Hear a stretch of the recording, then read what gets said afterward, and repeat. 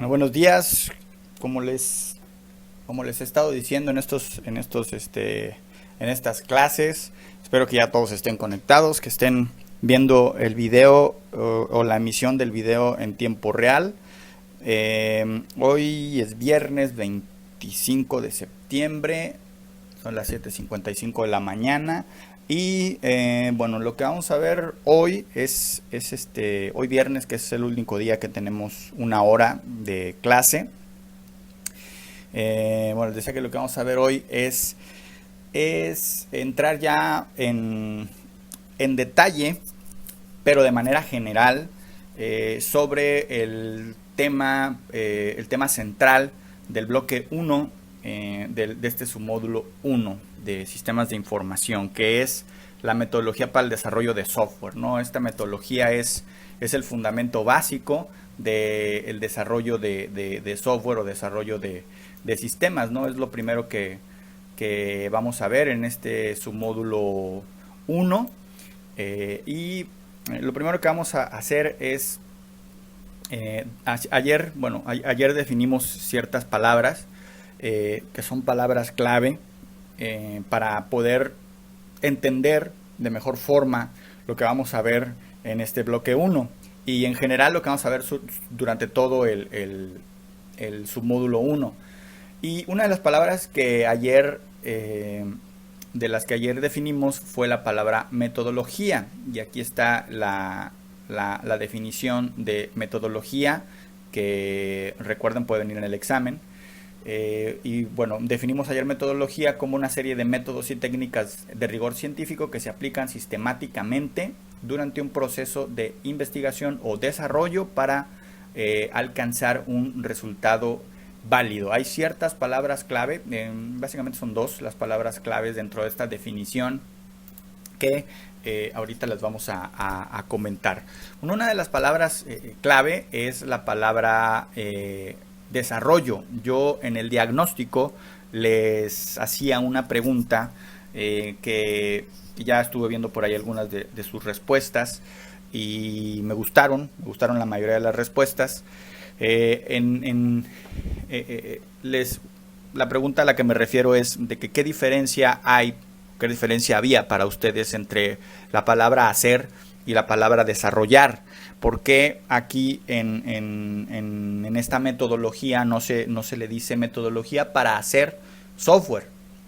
Entonces no se le llama así, se le llama metodología para desarrollar software o metodología para el desarrollo de software. Hay una gran diferencia entre un simple hacer y un complejo desarrollar, ¿sí? Lo que hacemos puede ser un pastel, que hay una metodología para hacer pasteles, sí, pero es una metodología pues relativamente sencilla. No estoy demeritando a quienes hacen pasteles, pero es relativamente sencillo hacer un pastel, ¿no? Y se dice así, se dice hacer un pastel, no se dice desarrollar un pastel no se desarrolla, un pastel se hace. Lo mismo la comida, lo mismo podría ser una silla, podría ser una mesa, podría ser, no sé, algún objeto. Pero en este caso no hacemos software. El software no se hace, el software se desarrolla, ¿sí? Entonces, dentro del significado dentro de estas dos palabras, pues la forma en la que el software nace y se hace a través de el desarrollo, mediante un desarrollo, no mediante una hechura, por así decirlo, ¿no? Entonces, entendiendo esto, vamos a ver la definición de metodología para el desarrollo de software. Ojo que pues esto también puede venir en el examen. Y aquí está la definición de. Voy a leerla y luego la comento un poco. La metodología para el desarrollo de software es un conjunto de etapas que, por cierto, ya saben ustedes que son 7, las vimos el día que vimos todo lo que el martes pasado, que vimos todo lo que vamos a ver dentro de este submódulo 1, que son 7 etapas. Bueno, conjunto de etapas o de 7 etapas a seguir sistemáticamente, si se fijan aquí, vuelve a salir la palabra sistemáticamente, para idear, implementar y mantener un producto de software desde que surge la necesidad del producto hasta que cumplimos con el objetivo por el cual fue creado, ¿sí? Eso es una metodología de software. Ahorita que les mencionaba yo la cantidad de etapas, la metodología que vamos a ver nosotros tiene 7 etapas o 7 pasos. Hay algunas otras metodologías que tendrán 5, tendrán 6, tendrán 9, ¿sí? Pueden haber metodologías que tienen menos, metodologías que tienen más, y pueden encontrar bibliografía que varía en la cantidad de pasos o de etapas que tiene la metodología para el desarrollo de software, que por cierto les digo que también por algunos autores o en algunos libros o en algunos lugares en internet pueden encontrar esto, metodología para el desarrollo de software, como ciclo de vida del software o de los sistemas, también se le llama así. Y la palabra, por ejemplo, otra palabra clave aquí que sale, una palabra fue desarrollo, la otra es sistemáticamente. Ayer les preguntaba también yo, más bien definimos lo que era un sistema y ustedes ejemplificaron sistemas y desarrollaron sobre sistemas, y lo que es sistemáticamente pues es hacerlo de manera sistémica, metódica, ¿no? Entonces aquí en esta definición se engloba muy bien la diferencia entre hacer y desarrollar. Entonces en el desarrollo de software se idea, se implementa, se mantiene, ¿no? Y desarrollar abarca todas esas acciones, ¿no? Para poder desarrollar y hacer que un software pueda funcionar de la mejor manera y que pueda servir, ¿no? Cualquier software, vamos a dar ejemplos para que me entiendan mejor esto. Por ejemplo, Facebook es un software. Bueno, me pueden decir, es que es una página de internet, sí, pero es un sistema como tal, es software. Y me estoy yendo a un ejemplo bastante robusto que es Facebook. Facebook tiene una base de código bastante robusta. WhatsApp, por ejemplo, también es un software. El sistema que utilizan los cajeros, yo cuando les daba el ejemplo días anteriores, el sistema que utilizan los cajeros del Oxxo o de Soriana o de Walmart, también eso es software, ¿no? La diferencia entre Facebook y el software que utiliza el cajero del Oxxo es que el Facebook es un software para, digamos, público en general, y el del cajero del Oxxo pues es ya más específico, es para hacer cobros, pero también sirve para hacer recargas de teléfonos, pero también sirve para hacer depósitos en efectivo, ¿no? Hacia cuentas de bancos, etcétera, etcétera, ¿no? Todas las cosas que se pueden hacer dentro del sistema que desarrollaron, ¿no? Entonces todo ese software se desarrolla a través de una metodología como la que vamos a ver, y de aquí va a derivar la actividad que vamos a hacer el día de hoy, que es la actividad 3, que es una pequeña tabla, la primera tabla que vamos a hacer en este quinto semestre, la primera de varias que vamos a hacer. Y bueno, aquí no les tengo yo que explicar cómo hacer la tabla, porque ustedes ya saben. La tabla que vamos a hacer es para organizar la información sobre las etapas de la metodología para el desarrollo de software, y la tabla tiene que tener o tienen que tomar en cuenta dos aspectos, que son el nombre y la descripción. Es decir, que la tabla va a tener dos columnas, una para el nombre de la etapa y otra para la descripción de la etapa. Yo les recomiendo que la columna del nombre sea una columna no tan ancha, delgadita, más o menos de 1/3 del ancho de la hoja o de la página en la que estén trabajando, y la columna de la descripción abarque 2/3 del ancho de la hoja, ¿no? De la que ustedes vayan a hacer la tablita. Bueno, entonces vamos a empezar a ver, les digo, de manera general cada una de las 7 etapas de la metodología que vamos nosotros a ver dentro del submódulo 1, de metodología para el desarrollo de software. Vamos a ver la primera etapa, y es la etapa llamada definición de necesidades. Hay que saber qué es lo que se necesita o cuál es la necesidad que se está planteando, que está surgiendo para desarrollar el software.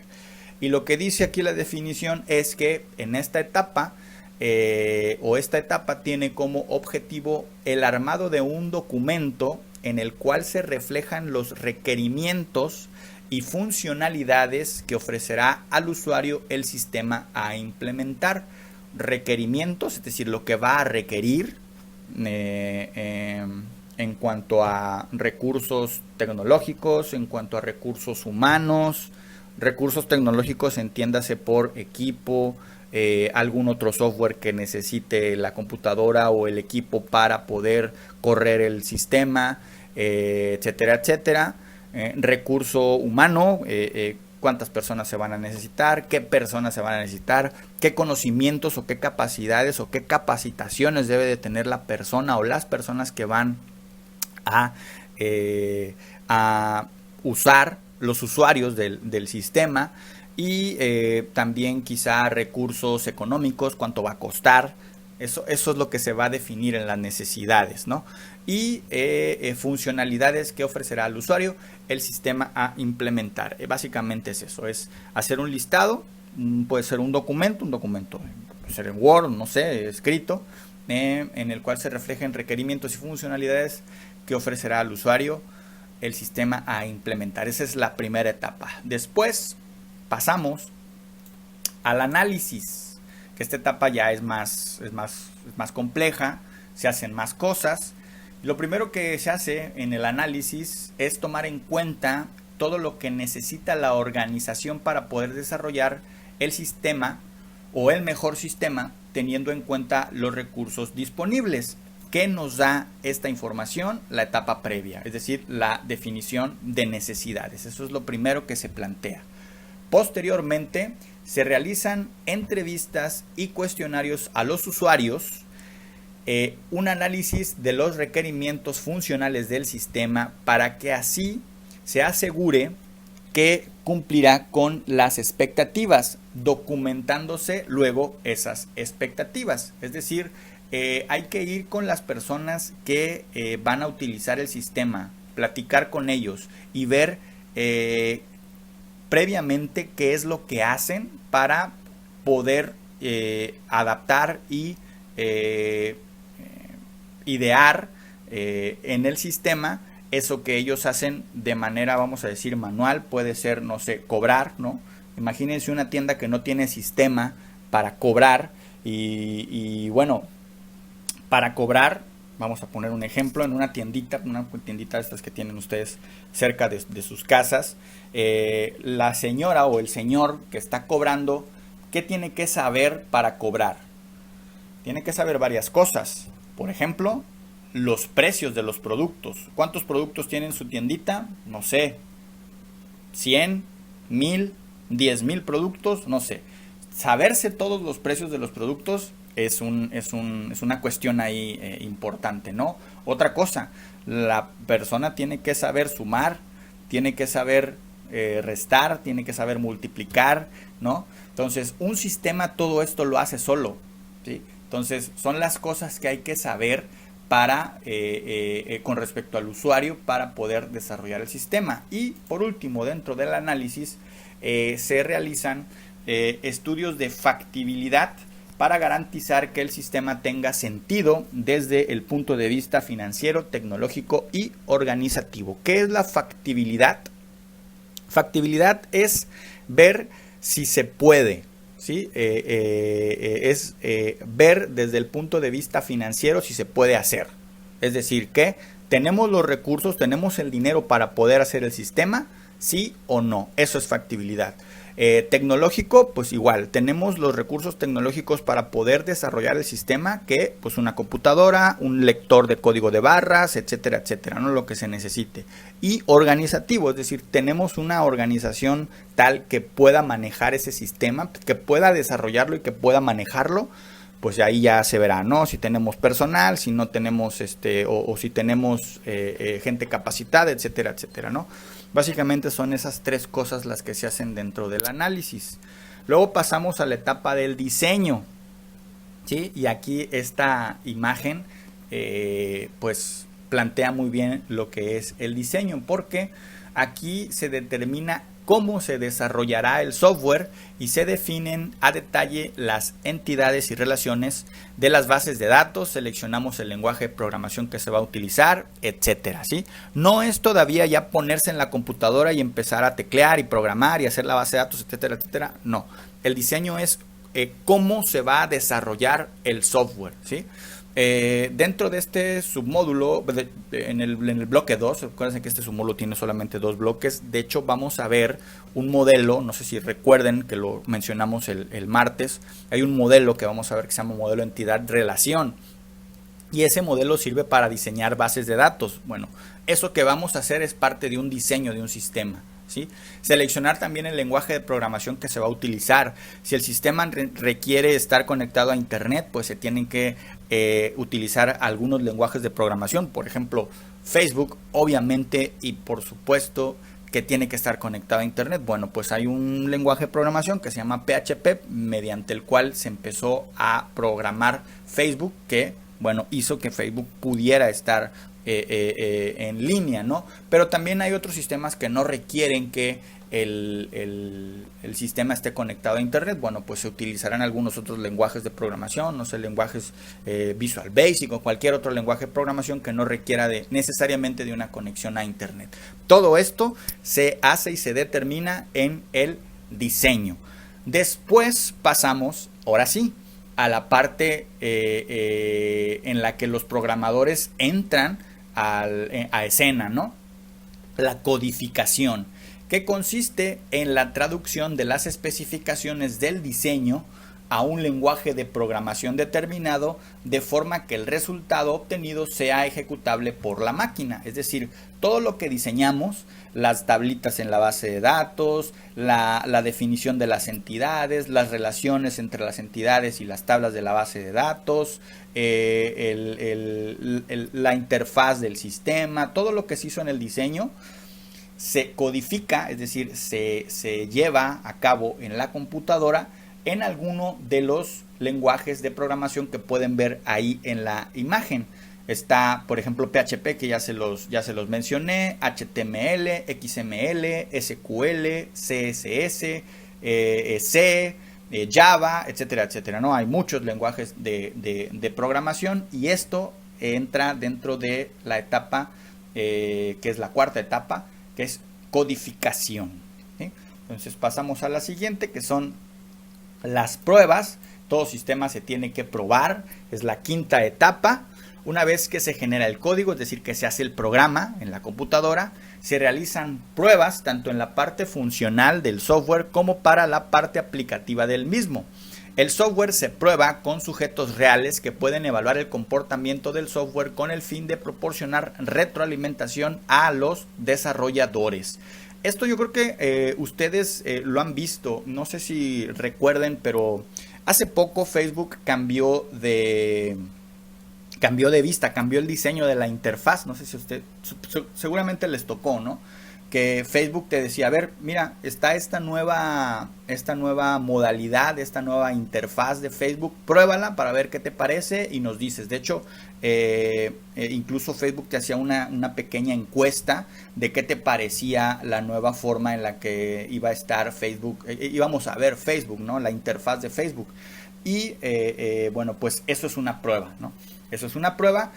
Para los sistemas ya más especificados, pues bueno, los desarrolladores lo que hacen es, miren, aquí está el sistema, aquí se los instalamos, pruébenlo, ¿sí? Hagan pruebas. Incluso en algunos casos, en algunas metodologías, hay quienes optan por hacer una aplicación en paralelo. ¿Qué quiere decir esto? Que el sistema se hace o se lleva a cabo de manera manual y de manera en la computadora, el sistema funcionando como tal.